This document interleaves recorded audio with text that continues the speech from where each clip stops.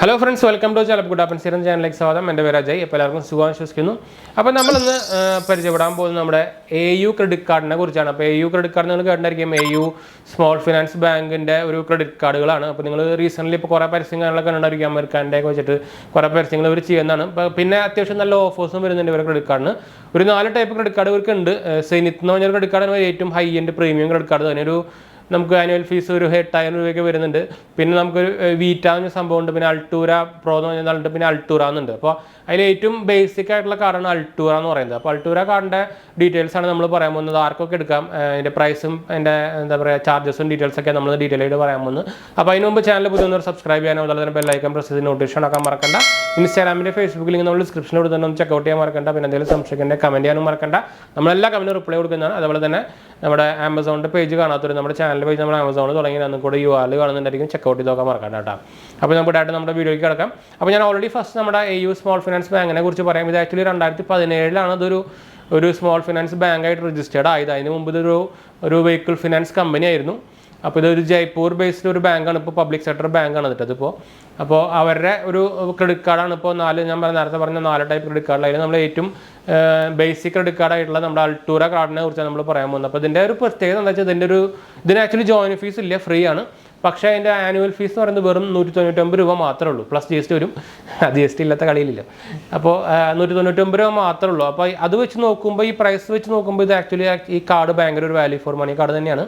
അപ്പോൾ ഇതിൻ്റെ ഫീച്ചേഴ്സും കാര്യങ്ങളൊക്കെ പറയുകയാണെങ്കിൽ ഞാൻ ആക്ച്വലി നോട്ട് ചെയ്ത് വെച്ചിട്ടുണ്ടായിരുന്നു.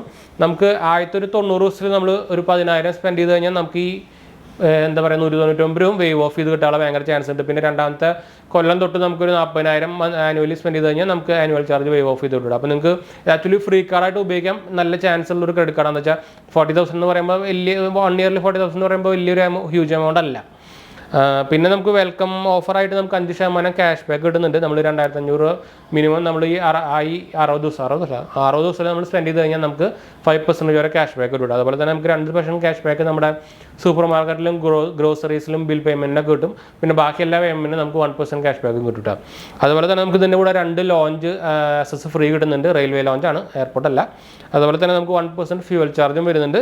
പിന്നെ നമുക്കിതിൽ ഒരു എക്സ്ട്രാ ആയിട്ട് കാർഡ് ലയബിലിറ്റി കവറും വരുന്നുണ്ട്. എന്ന് വെച്ചാൽ നമ്മുടെ കാർഡ് മിസ്സായി പോവുക, എന്നാൽ എന്തെങ്കിലും ഇപ്പോൾ ഫ്രോഡും കാര്യങ്ങളൊക്കെ നടന്നു കഴിഞ്ഞാൽ നമുക്ക് അതിനൊരു ലയബിലിറ്റി ഇല്ല എന്ന് പറഞ്ഞാൽ ആക്ച്വലി ഒരു ഇൻഷുറൻസ് പോലത്തെ ഒരു സംഭവം നമുക്ക് വരുന്നുണ്ട്, ഫ്രീ ആയിട്ട് തന്നെ വരുന്നുണ്ട്. പിന്നെ നമുക്ക് ഇതിൻ്റെ ഒരു സ്പെഷ്യാലിറ്റി എന്ന് പറഞ്ഞാൽ നമുക്ക് 2,000 അബോവ് ഉള്ള എല്ലാ ട്രാൻസാക്ഷനും നമുക്ക് EMI കൺവേർട്ട് ചെയ്യാം. നോർമലി ബാക്കിയുള്ള ബാങ്കുകളിൽ 3,000 അല്ലെങ്കിൽ 2,500 ഒക്കെയാണ്. വൺ കാർഡിൻ്റെ കാര്യം പറഞ്ഞാൽ 2,500 അപ്പോൾ മോസ്റ്റ്ലി എല്ലാ ബാങ്കിലും 3,000 അബോവ് ആയിരിക്കും. അപ്പോൾ ഇത് 2,000 അബോവ് ഉള്ള ട്രാൻസാക്ഷനൊക്കെ നമുക്ക് EMI കൺവേർട്ട് ചെയ്യാം. അത് നമ്മുടെ ആപ്പിൽ കൂടെ തന്നെ ചെയ്യാൻ പറ്റും.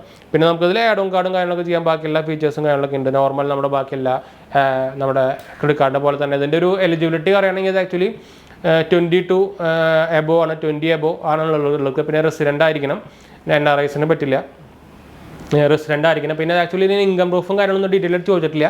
നമുക്ക് നമ്മുടെ AU ബാങ്കിൻ്റെ സ്മോൾ ഫിനാൻസ് ബാങ്കിൻ്റെ സൈറ്റിൽ കൂടെ തന്നെ ഡയറക്റ്റ് അപ്ലൈ ചെയ്യാം.